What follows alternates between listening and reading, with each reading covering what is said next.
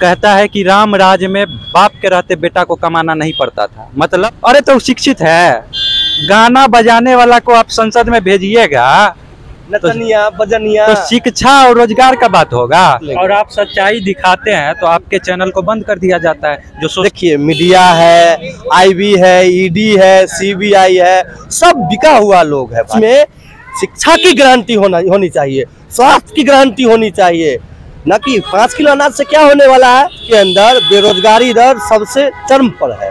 उसी मनुस्मृति को लाया जा रहा है, उसी राम मंदिर को। नमस्कार, मेरा नाम वजन लाल कुमार है और आप देसी न्यूज़ के माध्यम से देख रहे हैं। तस्वीर में आप देखेंगे ऊपर में कि जन विश्वास रैली जो है वो अब खत्म हो चुकी है और खत्म होने के बाद जो है घर पे लोग जो है अपनी लौट रहे हैं। दरअसल कई लोगों ने नीतीश कुमार के खिलाफ बोला है तो कई लोगों ने बीजेपी को जमकर निशाना साधा है। तस्वीरों में आप देखेंगे तो कई लोग जो है वो लगातार आपको तस्वीर में दिखेंगे और जिस तरीके से देखें तो रैली को लेकर लगातार जो है लोग आग बबूला है, उनसे भी बातचीत करेंगे और हम आपको बताएंगे कि लोगों के प्रति में क्या आक्रोश है, उस चीज़ों को हम जानेंगे। दरअसल पूरी हम खबर बताते हैं। क्या नाम है भैया आपका? मेरा नाम सुधीर है। कहाँ आए थे? हम तो रैली महागठबंधन में थे, ऑल इंडिया स्टूडेंट फेडरेशन से है। बिहार रैली में भागीदारी थी सीपीआई की। तेजस्वी यादव ने नौकरियां दी थी, उससे कितने खुश है स्टूडेंट लोग? स्टूडेंट तो खुश है ही, पूरे समाज के लोग खुश है। जो राजनीतिक परिवेश में जो है से योजना में लोग बोले थे कि 2 लाख हम 2 करोड़ नौकरी देंगे, लेकिन नौकरी तो उन्होंने दिए नहीं।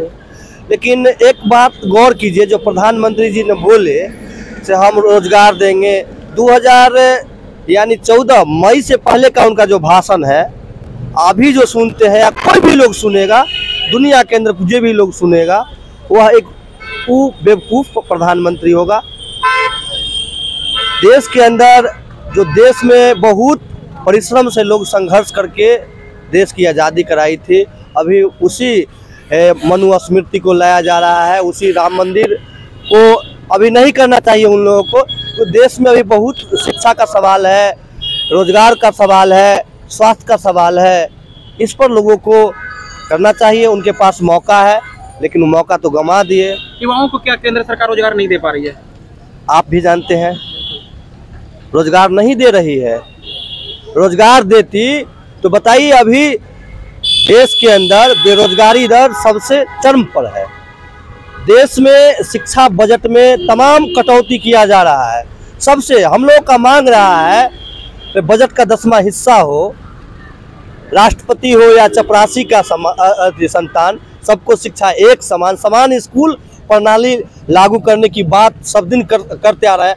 काहे नहीं कॉमन स्कूल सिस्टम लागू करते हैं, काहे नहीं कॉमन स्वास्थ्य प्रणाली लागू करते हैं? उनको करना चाहिए।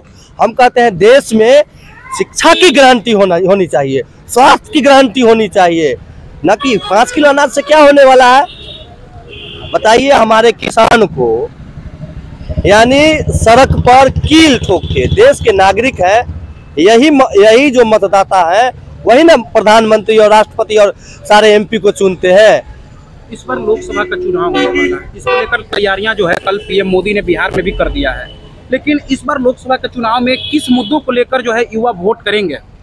देखिए, हमारे नौजवान सब शिक्षा और रोजगार के सवाल को लेकर अभी तमाम पदों पर जो रिक्त पद है उन पर भी भर्ती नहीं निकाला गया है। उस समय 2019 के अंदर तो भर्ती निकाली गई थी, लेकिन उनको शक था। लेकिन इस बार तो राम के नाम पर चाहते हैं से हम बेड़ा पार लगा लेंगे। आप जानते हैं, राम के नाम पर वोट भी तो मिल रहा है। आप जानते हैं बिहार की धरती है और बिहार की धरती देश और दुनिया को दिशा निर्देश दिया है और ये बिहार बुद्ध की धरती है। और इस बार 40 में से एक भी सीट नहीं जीतेंगे। आप नोट कर लीजिए। पूरे आवेश है नौजवान। मेन स्ट्रीम मीडिया में दिखाया गया कि महागठबंधन को मात्र 5 सीट आ रही है। देखिए, मीडिया है, आईबी है, ईडी है, सीबीआई है, सब बिका हुआ लोग है भाई। आप हमारे अभी ग्राउंड रिपोर्ट कर रहे हैं, आप तो हमसे बात कर रहे हैं ना। हम एक मान लिया जाए तो नौजवान है और छात्रों के सवाल को लेकर, रोजगार को लेकर हम लोग संघर्ष करते हैं। आप रियल चीज आप न है। आप तो लगता है कि कॉर्पोरेट के हाथ में नहीं है, आप समझ रहे हैं, आप भी एक नागरिक हैं, आपको भी सोचने की एक शक्ति है।